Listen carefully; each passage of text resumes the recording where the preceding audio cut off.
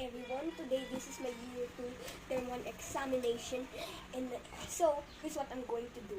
I'm going to select a subject, and Nani is going to question me. If I don't answer the right one, I'm going to roll this ball into a cup, and when I look there and see what kind of cup it is, it will be, I will eat that food it says there. So here are the foods.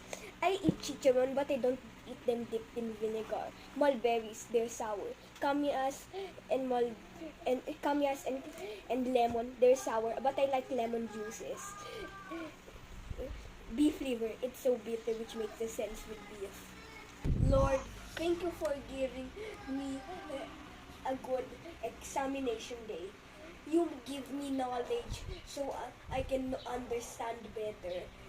If I do wrong, you correct me, Lord. And in Jesus' mighty name, amen. Your first subject. The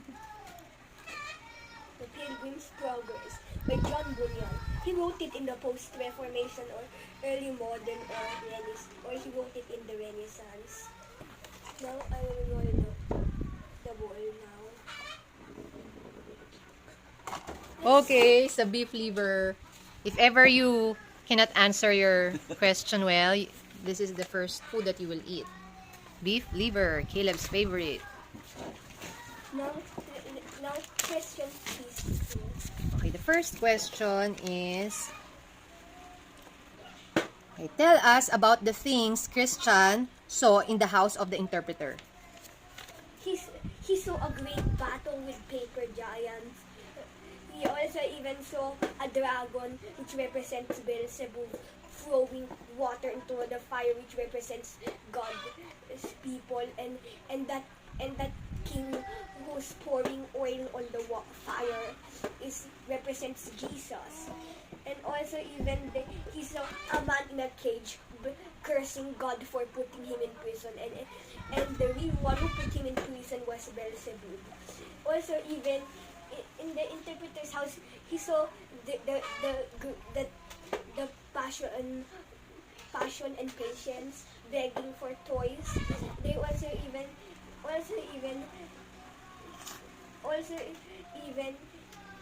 that is what Christian saw in the interpreter's house. Okay, next subject. Next subject. Huwag ka na mamili.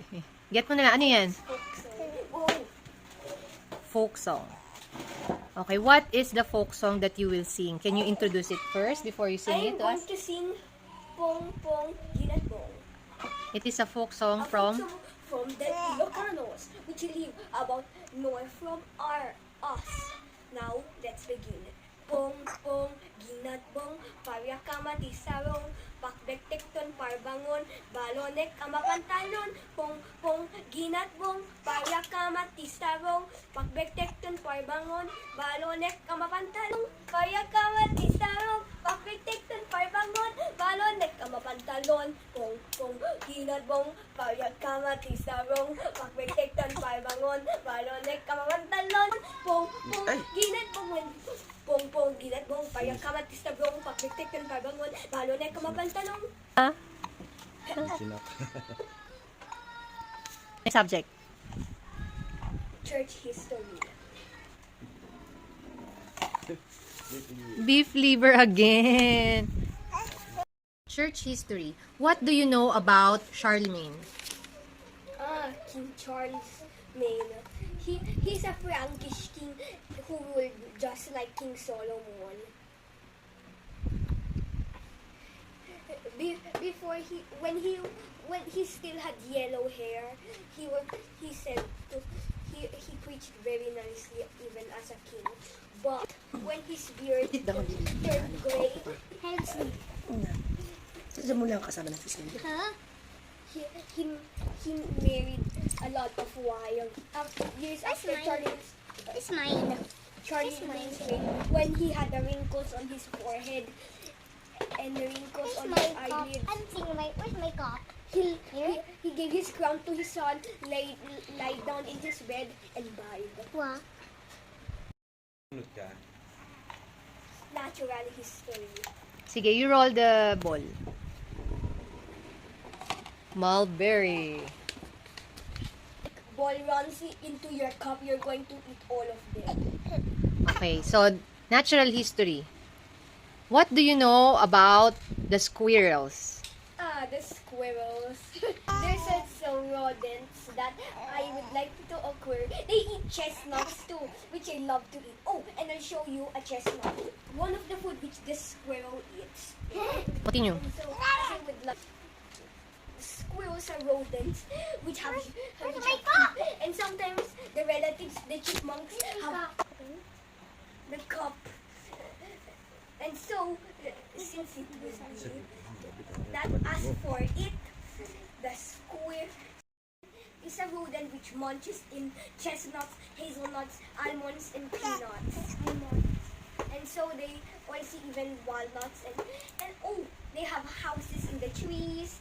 They have teeth, only 2 teeth, which is only used for biting nuts. And oh, if a squirrel bites you, ouch! That's what it gets, and that is how a squirrel is. Spanish. You will answer my question in Spanish, okay? Okay. Caleb, ¿qué día es hoy?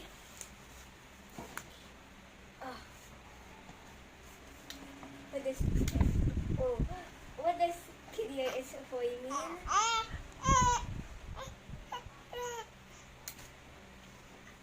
Okay, ¿qué día is hoy? Remember, it's what day is today. Today is hoy. So, ang answer mo doon Is should be hoy is hoy is Miyerkules. miércoles. Okay, since you did not answer the question, here is your ginger sa labat. Sip lang. It's going to soup my throat. This the tea. What? A little spicy. Not sour or bitter, but spicy. Okay, next subject. Okay, now where's the ball? No, that is Ginger again. Okay, two drinks of ginger tea for me. Okay, choose the subject first. If you did not answer that, that's the only time you can drink. Do you know what is this? Artist Chicharron. study. This is teacher. Artist study. Artist study. Okay. What do you know about Michelangelo? That he was a Renaissance a friend of Pope Leo X, who excommunicated the monk Martin Luther. And he painted the creation of Adam, the final judgment. He also even painted on the Sistine Chapel. He also even painted something which I haven't painted. And he also even made out of sand and plaster a statue of Moses and some slaves. And that is what I know about Michelangelo. Nagro-roll ka pa ba ng ball? Yes.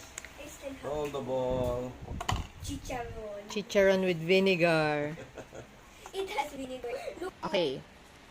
British history. Tell us about William the Conqueror and the Battle of Hastings. well, you know William the Conqueror, his father was a pirate. And his father, the little Duke of France. He was so a man with red beard, and he sailed to England. He invited Harold to a party. Harold Godwinson II of Britain. And here's the table. He opened the cloth, but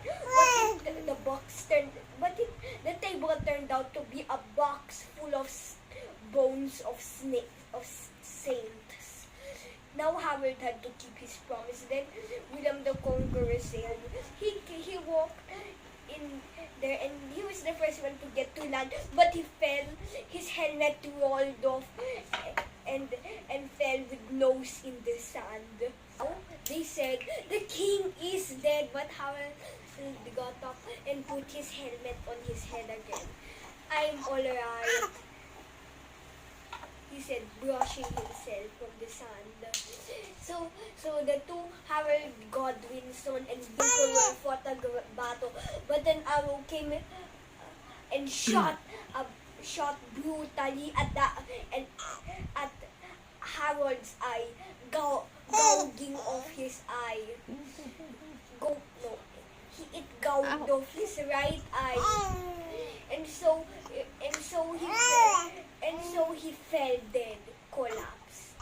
And William the Conqueror became William the First of Britain.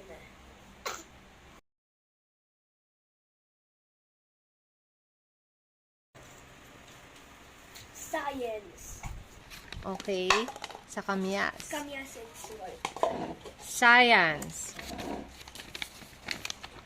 Tell us everything you know about light and energy. So the light, there's the light.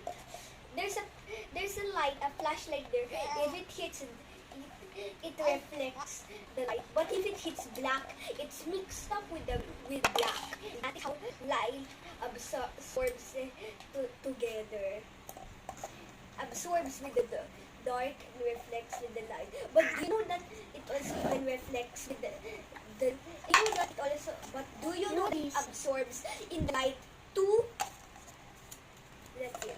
Oh, how light? So I one time I placed a piece of newspaper on a dirty cake pan, and I placed it with the flashlight near the sun. So the flash, with a magnifying lens and with the help of the white sun, the newspaper ripped until it had a burning hole.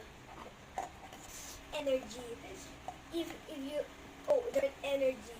If it's white, it gets reflect. If it's black, do you know what happens if it's black? Well, if it's black, it makes sense that it is going to get absorbed too, and it will get more hotter. And it's called thermal energy. What about the energy coming from the sun? What do you call that? The light. Radiant energy. What else? What else do you know about the energy? And it's so the energy. There's also even the chemical energy. Which if my little brother Isaac, he's there, ate a sugar cube of lewa, ate 10 of them, he will become higher, and that's chemical energy. And then it will turn To when he run. That energy that he that is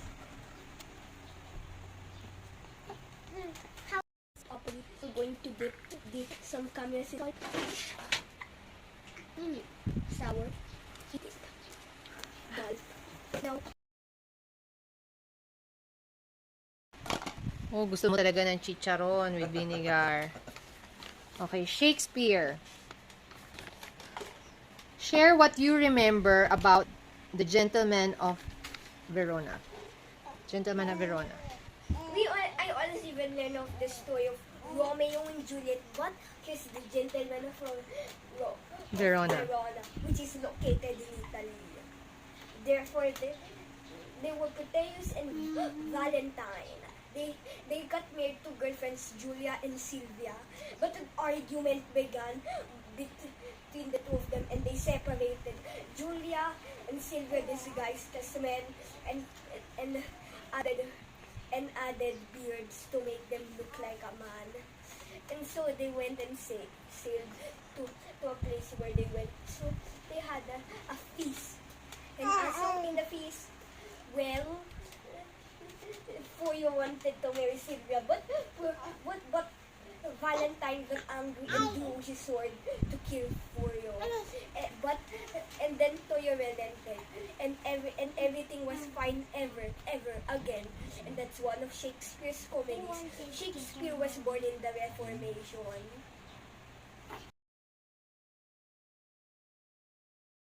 Parables of Nature. What can you say about the lesson of hope? A lesson of hope. The cruel wind knocked, bow, hash. It hit the trees and knocked the birds and trees there. The three birds were remained alive, the raven and the night dancer.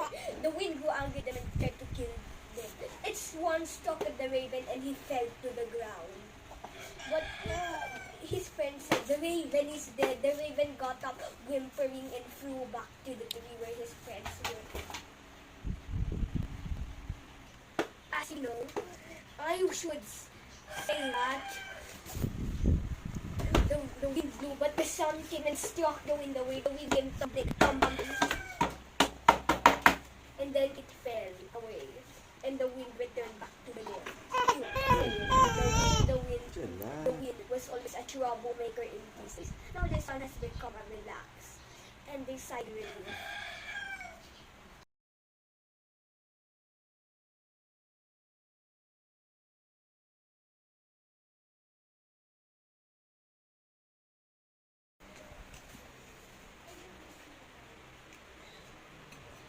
Really?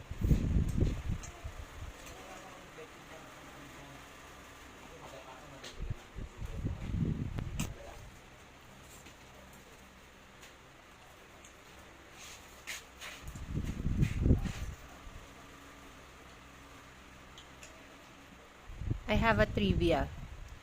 Yeah. Sige, chew. Don't do that. Chew. That's it. No. Did you swallow it?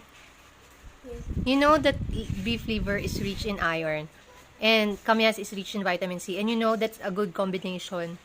And the For you to absorb well the iron, you need vitamin C. temperature. Okay.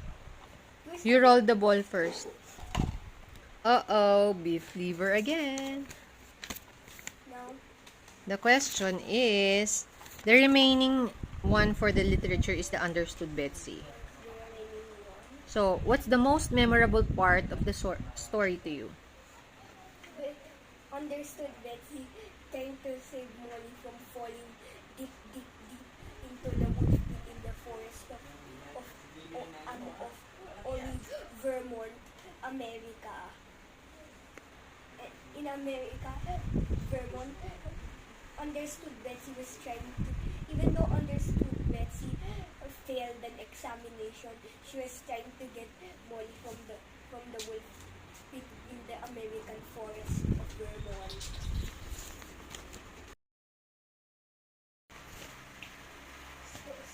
Story of the world. Story of the world. Check where this is all.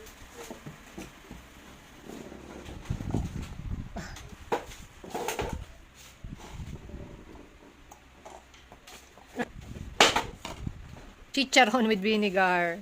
Ah, sige, you sit down. No, Okay, the story of the world, world history from the story of the world. What do you know about the Punic Wars? Hannibal from Carthage versus Rome.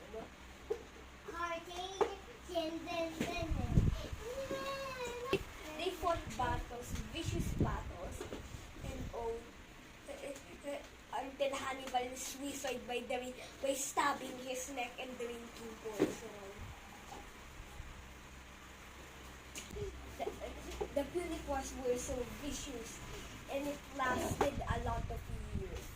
Until the Punic War, there's a Punic War when Hannibal took a sword, a dagger, stabbed his neck, drank poison, and left with the poison, blood overflowing, until when he ran out of blood, he died. And that was the end of Hannibal. His death was committing suicide. Okay. Next subject. Ano? The bio. Kamyas. Okay. Okay. What are the teachings of Jesus that you remember? Blessed are the poor in spirit, for theirs is the kingdom of heaven. Blessed are the meek, for they. Blessed are those who are persecuted for righteousness, executed for righteousness. For blessed are the peacemakers, for they shall be called sons of God. Okay, those are the Beatitudes. Or what are the other teachings of Jesus Christ that he taught to the apostles that you remember? It is remembered that Hammurabi said, the Babylonian king Hammurabi described the word said, it is an eye to an eye and a tooth for a tooth. But Jesus said all about it, that it is about an eye and to an eye and a tooth to a tooth. But Jesus said, whatever who slaps you in your right cheek, turn the other to them also. So what does that mean? If someone, like for the Christians, if someone who does not believe in Christianity tries to persecute, punches you or kind of persecution, you don't grab your sword or spear and or fight him back. You don't avenge. Or don't fight back by punching or by weapons. What's that? Philippine history. Now I'll get the ball. Sorry. Kamyas again. Okay, Philippine history.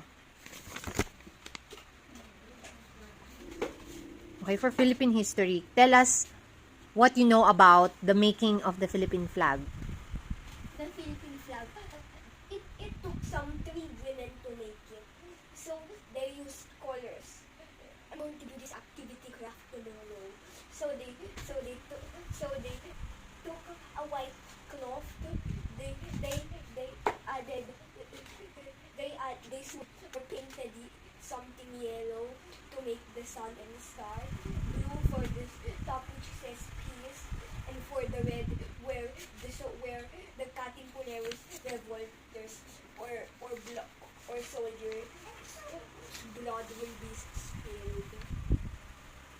That's it. Hymns. Okay, can you sing a hymn? Even just 1 or 2 verses of the hymn that you know. 2 verses. What is it? What's the name of what's the title of the hymn? Anywhere And with Jesus by Jesse Brown Pound. do you know when was it, ano? It was written in the 18th century. She was in America. I wonder how she died. She died of natural cause or she was executed. Okay. Anywhere with Jesus I can safely go. Anywhere he leads me in this world below. Anywhere without him there's joys but fail. Anywhere with Jesus I am not afraid. Anywhere, fear I cannot know. Anywhere with Jesus I can safely go. Anywhere with Jesus I can go to sleep.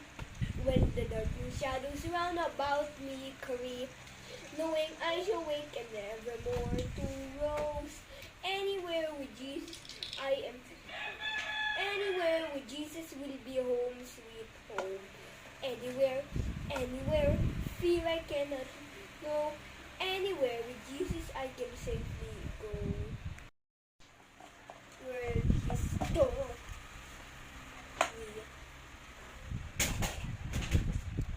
Sige.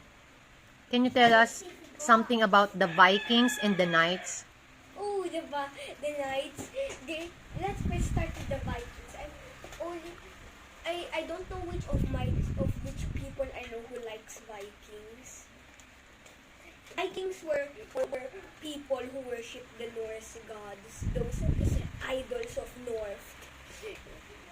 And so they have horns on their helmets and axes, and they can chop anyone in half or cut off their heads. They fight in wars too, and the Vikings were the most strongest. If you shouted at the Viking, it would lift up his axe and cut off your head.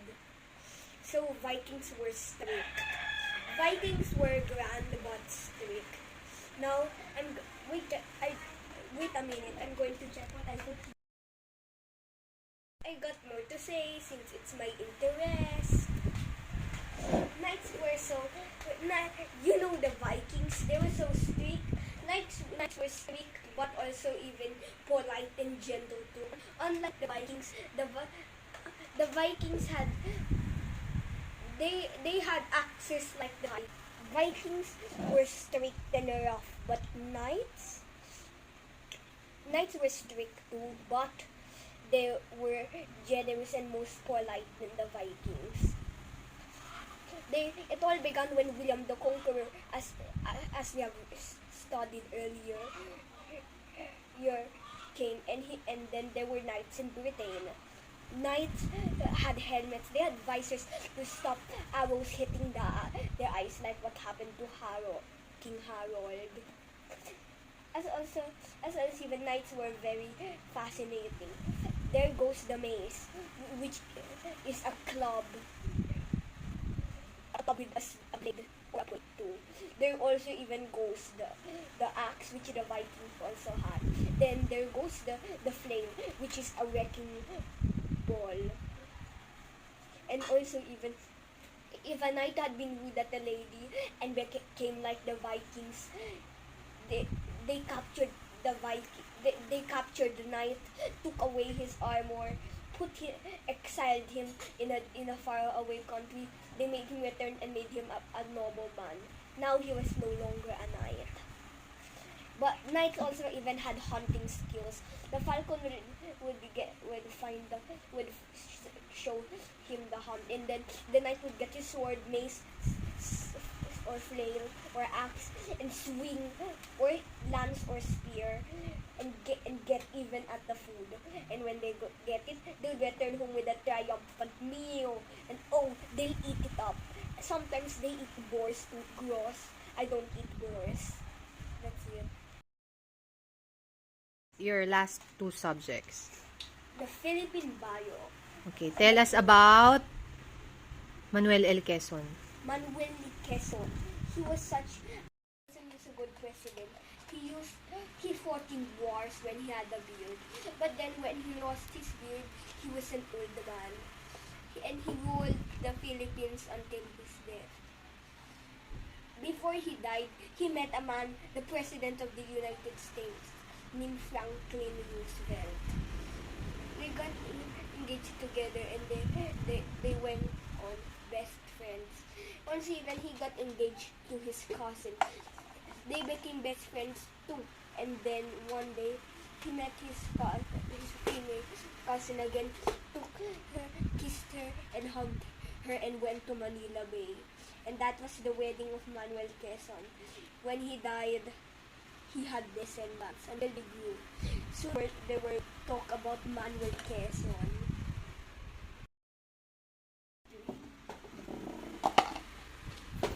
Ano yun? Ginger again. Okay. You recite you tell us the title of your poem and who is the...